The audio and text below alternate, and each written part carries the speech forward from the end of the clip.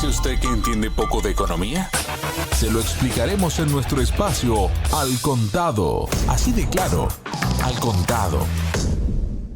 Hola, bienvenidos. Les habla Javier Benítez. El presidente del Bundesbank, Joachim Nagel, considera que el Banco Central Europeo debe subir más los tipos de interés en la zona del euro debido a la elevada inflación. Pese a que la inflación bajó los últimos meses, Nagel dijo en una entrevista con Spiegel Online, publicada este miércoles, que llevará años hasta que el Banco Central Europeo domine la subida de los precios. En menos de medio año, el Banco Central Europeo ha subido sus tipos de interés en 250 puntos básicos hasta el 2,5%, el aumento más rápido en la historia de la entidad. La presidenta del Banco Central Europeo, Christine Lagarde, insistió en que van a subir más los tipos de interés significativamente a un ritmo sostenido, porque mientras la inflación de la energía baja, la inflación subyacente sube más. Para hablar sobre esto y temas vinculados, estoy junto al presidente de la consultora de CAI Center, Adrián Celaya. Adrián, bienvenido a Radio Sputnik. ¿Cómo estás? Hola Javier, encantado de estar con vosotros. Muchísimas gracias, Adrián. ¿Y qué escenario se le presenta a Europa en este sentido, Adrián? Bueno, vamos a ver, el cierre del año ha sido un tanto confuso, porque ha habido interpretaciones de distintos agentes y distintos analistas positivas, comparativamente positivas, con lo que estaba siendo el pesimismo de los meses anteriores, interpretaciones que se estaban apoyando, por un lado, probablemente en que el invierno no estaba siendo tan duro como se preveía y que, por lo tanto, el golpe de la escasez y los precios de la energía sobre Europa, sobre Alemania en particular, no se iba a, digamos, generar o a sufrir de forma tan grave como se pensaba o no de forma tan rápida como se pensaba, ¿no? Otro factor muy importante ha sido la expectativa de recuperación de China, que por un lado tiene un impacto negativo en la inflación, pero positivo desde el punto de vista del crecimiento. Todos estos factores estaban de alguna forma poniendo sobre la mesa a la hora de hacer interpretaciones más positivas de lo que puede ser el futuro. De hecho, vemos que distintos interlocutores durante las primeras semanas del año han estado aludiendo a la posibilidad de que o la eurozona o un país concreto dentro de Europa no caiga en recesión este año, ¿no? Frente a lo que durante el año anterior constantemente se preveía, el que la recesión terminaba generándose a fines del año anterior, pues vemos que esto no ha sido tan rápido y que el proceso, pues por lo menos se ha retrasado. Aunque efectivamente la opinión general es que de una forma o de otra esa situación de recesión va a venir, aunque sea más tarde, ¿no? En general las interpretaciones están oscilando alrededor del momento en el que impactan las subidas de tipos de los bancos centrales, del Banco Central Europeo en nuestro caso fundamentalmente, ¿no? Es decir, que quizás los analistas estábamos interpretando que el impacto de las subidas de tipos sobre la restricción de la demanda y por tanto sobre la caída del crecimiento económico se va a producir demasiado rápido. Con lo que luego hemos visto que no. Y desde el propio Banco Central, esto es cierto, ya se venía advirtiendo que el impacto de las subidas de tipos nunca es algo inmediato, sino que se tiene que trasladar a la economía a través de distintos instrumentos. Pero fundamentalmente, por supuesto, están las expectativas, pero están también que a esas subidas de tipos se trasladen a los precios del dinero del mercado, a los préstamos, y se trasladen a reducciones en la petición de préstamos y, por tanto, a reducciones en el consumo y reducciones en la inversión. Es decir, lo lógico es que pasen unos meses, algunos hablan de 6, 8 meses, desde que se toman esas medidas hasta que su impacto se sufre en la economía. Y este es también, según está diciendo, el riesgo que puede tener el Banco Central si apura hasta el final esa subida de tipos, con que puede ser que se encuentre con que la inflación continúa bajando y la economía continúa deprimiéndose bastante después de haber cesado la subida de tipos. Este es el argumento fundamental que algunos están poniendo sobre la mesa, pidiendo prudencia a la hora de continuar con esas subidas, ¿no? Bueno, en relación con lo que comentabas, no es nuevo en absoluto que el planteamiento de Alemania sea, dentro de la eurozona, sea repetidamente un planteamiento, es decir, más halcón o más prudente, más restrictivo con respecto a las políticas de expansión monetaria, más exigente, ¿no? Vamos a ver cómo evoluciona este tema. Hay que recordar que ya en el inicio de la fase en la que estábamos, en la que estamos ahora, en un inicio que en realidad se produjo en el año 2019, cuando los bancos centrales ponen en marcha las políticas que había propuesto BlackRock de Going Direct, es decir, de expansión monetaria generando inflación. Ya en ese momento se produjeron 2 dimisiones en el Banco Central Europeo en otoño del 2019, precisamente por no querer dar el visto bueno a esas políticas expansivas que se sabía que iban a provocar la inflación que ahora estamos sufriendo. Esas dimisiones de los representantes alemanes son algo habitual y no tienen tanto relación con un posicionamiento personal como con un posicionamiento de país. Al final son sustituidos por otras personas, también representando a Alemania, con una posición similar. Eso no quiere decir que esas personas acepten lo que está haciendo el Banco Central, sino que también en un momento determinado, cuando se produce un nuevo endurecimiento de las políticas monetarias, una nueva flexibilización de las políticas monetarias, vuelven a dimitir también para manifestar de una forma sorda, digamos, que Alemania no está de acuerdo con esas estrategias expansionistas, ¿no?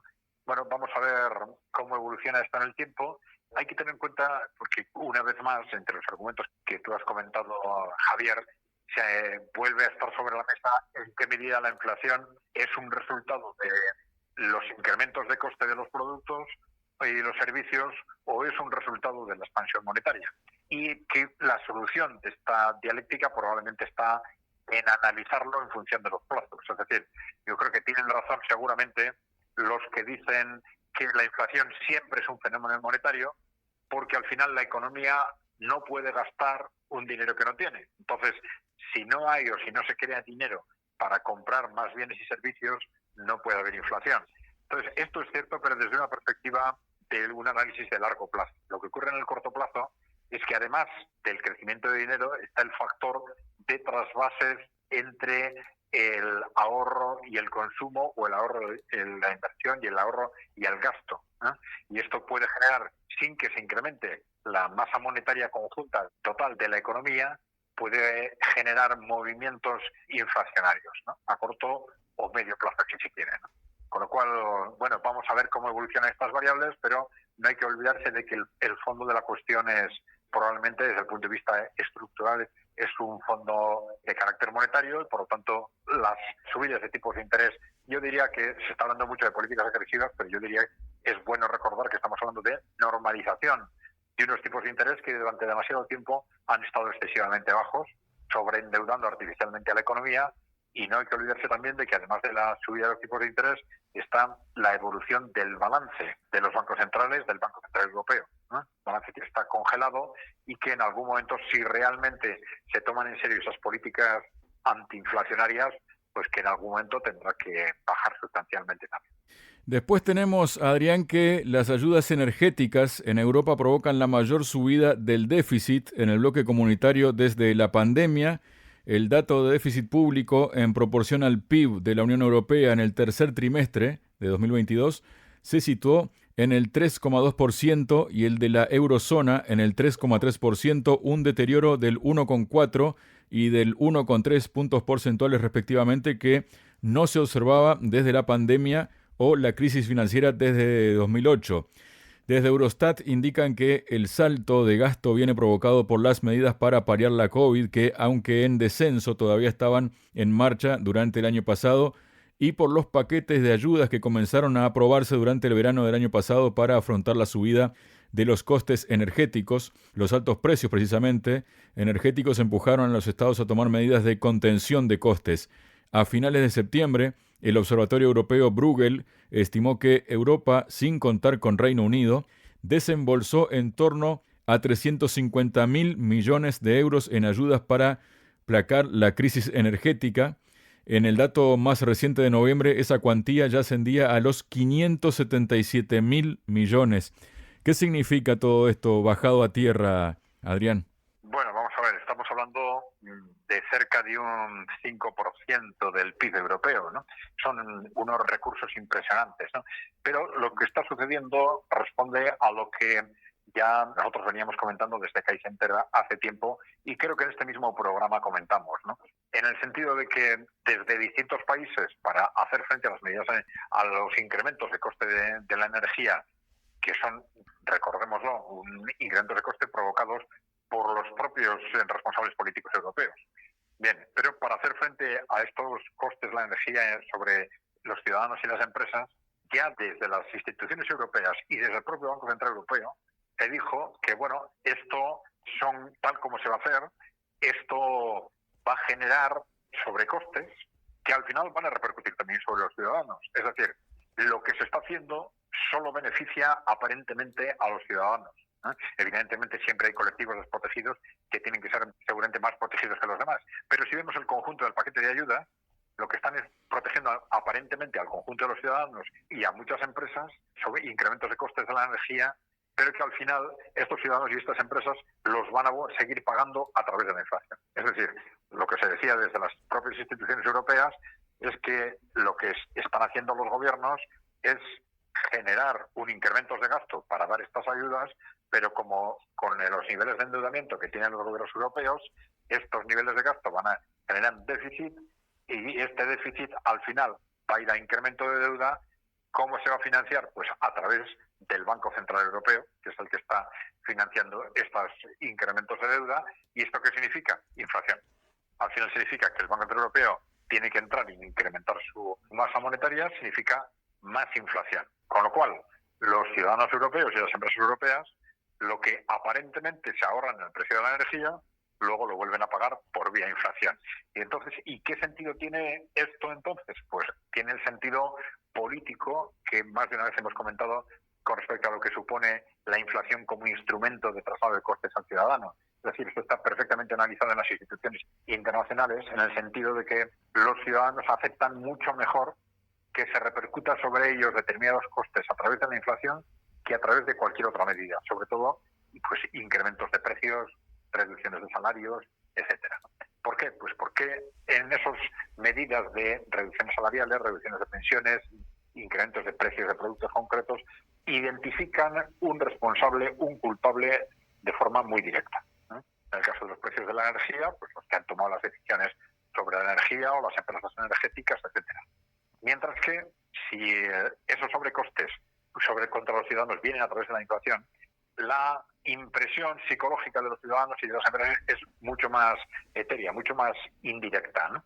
Se comenta que hay inflación, pero no se identifica de forma tan directa al culpable. Evidentemente, si vamos a una situación de hiperinflación disparada y continuada, eso, la reacción social no va a ser, vamos a decir, imparable, ¿no? Pero en determinadas cantidades, digamos, en cuantías moderadas, la inflación es el instrumento políticamente más rentable o más eficiente para trasladar costes a los ciudadanos, ¿no?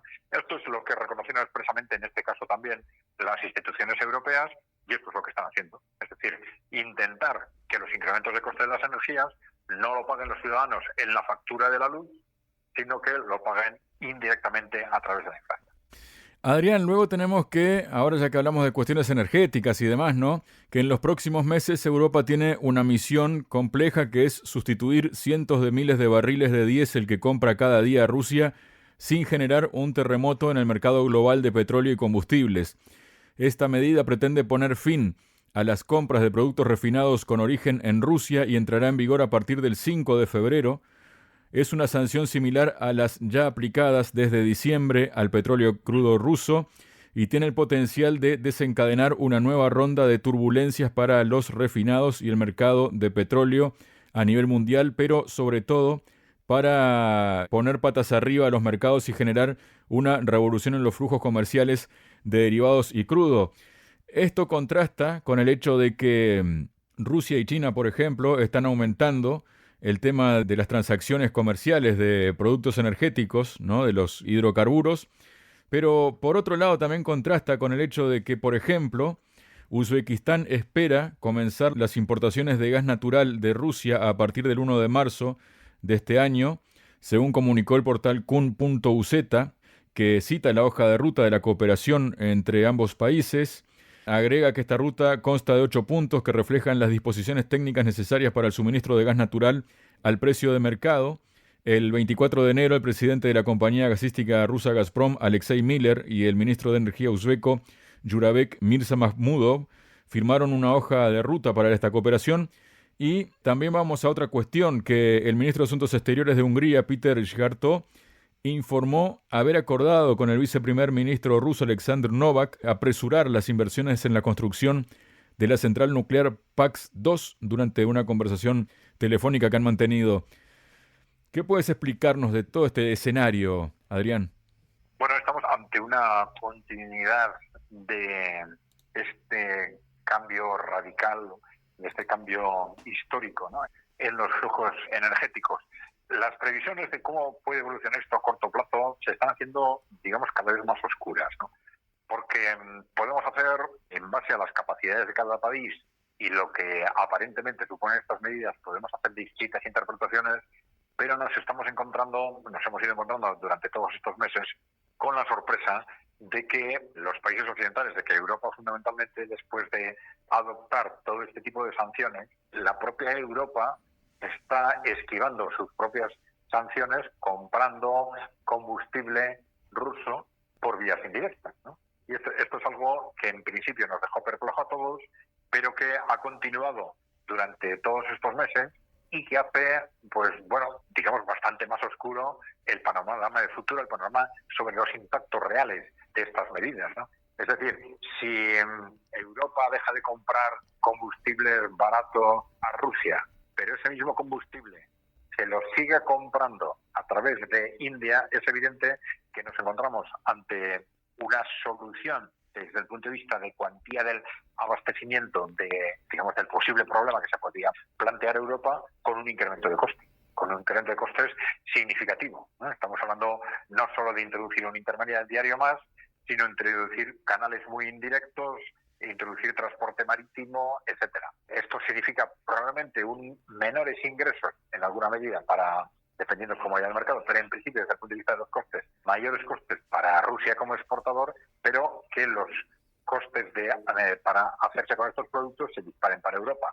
Claro, esto es algo en sí mismo absurdo, ¿no? Tiene una lógica, vamos a decir, política desde el punto de vista de imagen, pero continuamos en una dinámica pues que ha sido constante durante todos estos meses, en la que una tras otra se toman medidas que hacen un poco de daño a Rusia, hacen un daño enorme a Europa y que son, eso sí, extraordinariamente positivas, fundamentalmente para Estados Unidos, con respecto al cual, bueno, están saliendo continuamente datos que hacen referencia a una evolución muy positiva de su PIB, de su capacidad productiva, y muy relacionada, una evolución del PIB directamente relacionada con su capacidad de exportación de hidrocarburos. Los incrementos en la capacidad de exportación de hidrocarburos de Estados Unidos se están incrementando o se están produciendo de forma constante gracias a estas medidas de autodestrucción que está tomando Europa, ¿no? Con todo esto, el espectro analítico cambia, porque hasta ahora estábamos haciendo análisis sobre qué puede pasar en función de si Europa encuentra o no productores alternativos y qué productores alternativos encuentra con respecto a la producción rusa, y con respecto a Rusia, en qué medida encuentra o no compradores alternativos, cuando en realidad una parte importante de los flujos que se continúan produciendo es el mantenimiento del flujo comercial entre Rusia y Europa a través de países intermediarios, ¿no?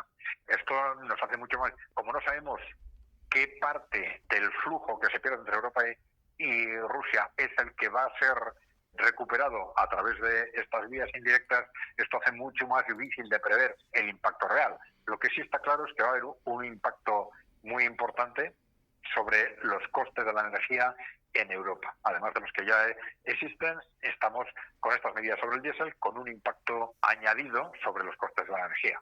El que haya, además de eso, problemas de suministro o no, pues no sabemos realmente en qué medida, es muy difícil medirlo sin hacer una estimación concreta de en qué medida realmente ese flujo entre Rusia y Europa está desapareciendo o, como decimos, está simplemente siendo sustituido por otros canales indirectos.